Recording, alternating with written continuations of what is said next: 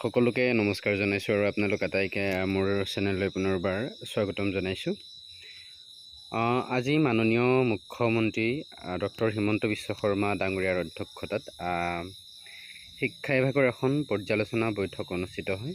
তাত বিভিন্ন বিষয় ইয়াতে প্ৰাধান্য দি এই বৈঠকখন অনুষ্ঠিত কৰা হয় আৰু সেই বৈঠকখনতনো কি বিষয় আলোচনা কৰা হৈছিল সেই কথাখিনি আপোনালোকৰ সৈতে আলোচনা কৰিব বিচাৰিছোঁ। আপোনালোকে দেখা পাইছে ৰণোজ পেগু ডাঙৰীয়াই তেখেতৰ ফেচবুক পেজত এই পোষ্ট কৰিছে। আজি লোকসেৱা ভৱনত মাননীয় মুখ্যমন্ত্ৰী ডক্টৰ হিমন্ত বিশ্ব শৰ্মা ডাঙৰীয়াৰ অধ্যক্ষতাত অনুষ্ঠিত শিক্ষা বিভাগৰ পৰ্যালোচনামূলক বৈঠকত উপস্থিত থাকোঁ। বৈঠকত মুখ্যমন্ত্ৰীৰ নিযুত মইনা আঁচনি, মুখ্যমন্ত্ৰীৰ বিশেষ আঁচনিৰ অধীনত বিনামূলীয়া চাইকেল বিতৰণ, প্ৰজ্ঞান ভাৰতী আঁচনিৰ অধীনত স্কুটি বিতৰণ, স্নাতক আৰু স্নাতকোত্তৰ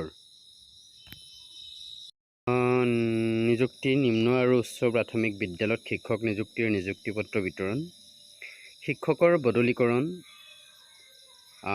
আৰু ৰৈ যোৱা ঠিকাভিত্তিক শিক্ষক অৰ্থাৎ আমাৰ যিটো স্পেচিয়েল ৰিক্ৰুইটমেণ্ট ড্ৰাইভ জৰিয়তে নিয়মীয়াকৰণ কৰা হৈছিল, তাৰ জৰিয়তে নিয়মীয়াকৰণৰ ওপৰত পৰ্যালোচনা বৈঠকখন অনুষ্ঠিত হয়।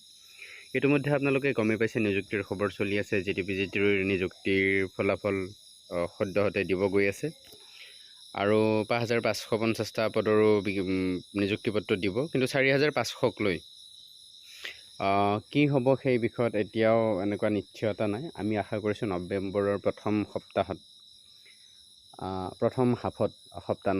প্ৰথমটো পষেকৰ ভিতৰতে ভেৰিফিকেশ্যনৰ কাম আৰম্ভ কৰিব আৰু ফেব্ৰুৱাৰীৰ শেষৰ পিনে নিযুক্তিপত্ৰ বিতৰণ কৰিব বা ফেব্ৰুৱাৰীৰ ছেকেণ্ড হাফৰ প্ৰথম সময়খিনিতে নিযুক্তিপত্ৰ বিতৰণ কৰিব বুলি আমি আশা ৰাখিছোঁ। কাৰণ নিৰ্বাচন যিহেতুকে অধিসূচনা জাৰি হ'ব তাৰ আৰু অলপ সময় পিছতে।